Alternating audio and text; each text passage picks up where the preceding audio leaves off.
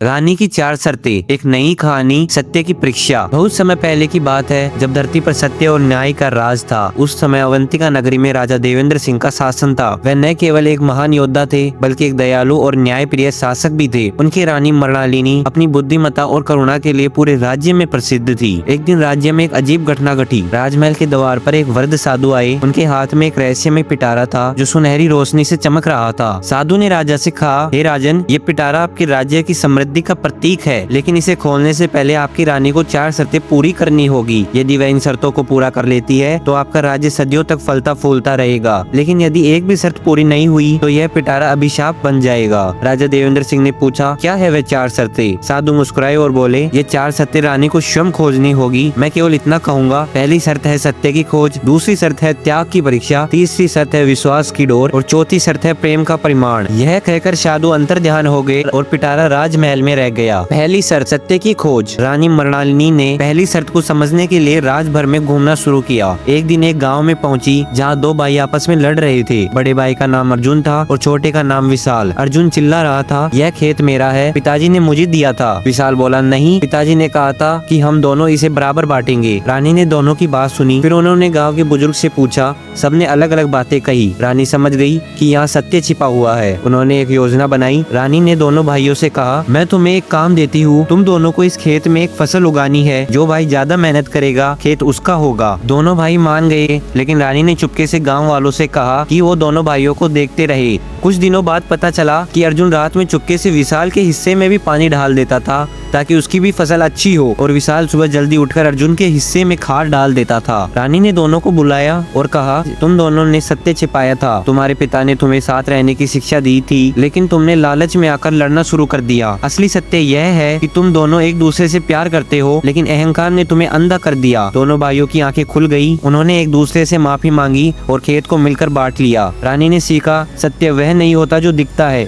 बल्कि वह है जो हृदय में छिपा होता है। पहली शर्त पूरी हो गई। अब बारी आई दूसरी शर्त की। दूसरी शर्त थी त्याग की परीक्षा। कुछ महीनों बाद राज्य में भयंकर सूखा पड़ा। नदी सूख गई, कुएं खाली हो गए, प्रजा भूख और प्यास से तड़पने लगी। राजा ने सभी उपाय किए, लेकिन कुछ काम नहीं आया। एक दिन एक ज्योतिष ने कहा, महाराज, ये सूखा तभी खत्म होगा जब कोई राज परिवार का सदस्य अपनी सबसे कीमती चीज का त्याग करेगा। रानी के पास एक अनमोल हार था। यह हार उनकी माँ ने उन्हें दिया था, जो अब इस दुनिया में नहीं थी। यह हार केवल सोने और हीरे का नहीं था, बल्कि उनकी माँ की याद का प्रतीक था। रानी ने बिना सोचे समझे उस हार को नदी में बहा दिया और प्रार्थना की, हे देवी, यदि मेरा त्याग सच्चा है तो मेरी प्रजा को जल दो। उस रात आकाश में बादल छा गए और मूसलाधार बारिश हुई। नदी फिर से बहने लगी। प्रजा खुशी से झूम उठी, लेकिन रानी के मन में खालीपन था। उन्होंने अपनी माँ की आखिरी निशानी खो दी थी। अगले दिन एक मछुआरा राजमहल आया। उसके हाथ में वही हार था। उन्होंने कहा, महारानी, मुझे ये हार एक मछली के पेड़ से मिला है। मैं जानता हूँ ये आपका है। रानी ने हार लेने से मना कर दिया और कहा, यह अब तुम्हारा है। तुम्हें इसे ईमानदारी से लौटाया, ये तुम्हारे इनाम है। मछुआरे की आंख में आंसू आ गए। उसने कहा, महारानी, आपने मुझे ईमानदारी का पाठ पढ़ाया है। मैं इस हार को मंदिर में दान कर दूंगा। रानी ने सीखा, सच्चा त्याग वह है जो बिना किसी अपेक्षा के किया जाए। दूसरी शर्त भी पूरी हो गई। अब बारी आई तीसरी शर्त की, और वो तीसरी शर्त थी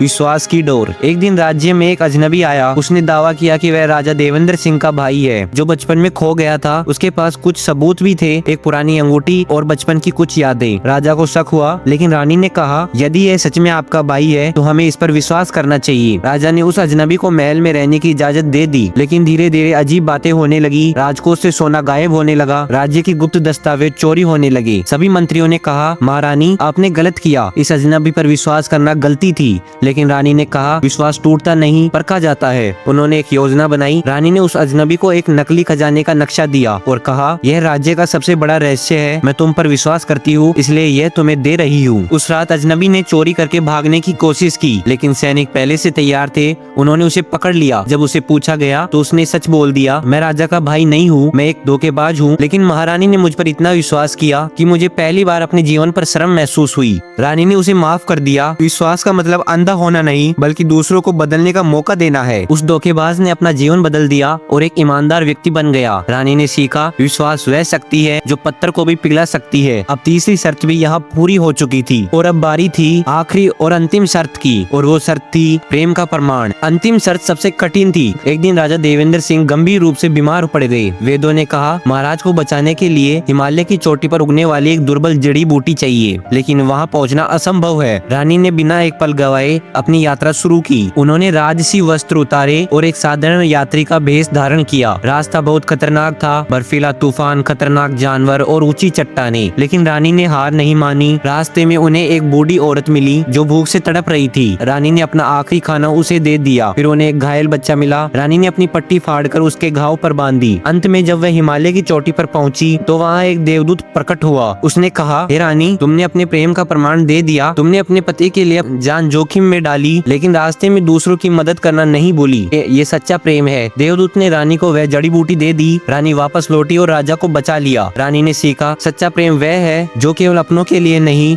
सबके लिए होता है। चौथी शर्त भी पूरी हो गई। जब चौथी शर्त पूरी हुई तो वह सुनहरा पिटारा अपने आप खुल गया, लेकिन उसमें कोई खजाना नहीं था। उसमें केवल एक दर्पण था। रानी ने दर्पण में देखा तो उन्होंने अपना ही प्रतिबंध देखा, लेकिन उस प्रतिबंध के पीछे 4 शब्द लिखे थे, सत्य, त्याग, विश्वास, प्रेम। साधु फिर से प्रकट हुए और बोले, हे रानी, असली खजाना बाहर नहीं भीतर होता है। तुमने ये 4 गुण अपने भीतर विकसित किए हैं। यह तुम्हारे राज्य की सबसे बड़ी संपत्ति है। उस दिन के बाद अवंतिका नगरी और भी समृद्ध हो गई, लेकिन असली समृद्ध धन में नहीं बल्कि लोगों के हृदय में थी। रानी की कहानी पीढ़ी दर पीढ़ी सुनाई जाने लगी, और आज भी जो कोई व्यक्ति जीवन में परेशान होता है तो वह इन 4 शर्तों को याद करता है। सत्य की खोज करो, झूठ में नहीं, सच्चाई में जीवन है। त्याग की परीक्षा दो, जो देता है वही सच्चा धनी होता है। विश्वास की डोर मजबूत रखो, विश्वास से ही रिश्ते बनते हैं। प्रेम का प्रमाण दो, प्रेम ही जीवन का सार है। यह कहानी हमें सिखाती है कि जीवन में सबसे बड़ी परीक्षाएं बाहर नहीं बल्कि अंदर होती है। जब हम अपने भीतर सत्य, त्याग, विश्वास और प्रेम को विकसित करते हैं तो हम न केवल अपना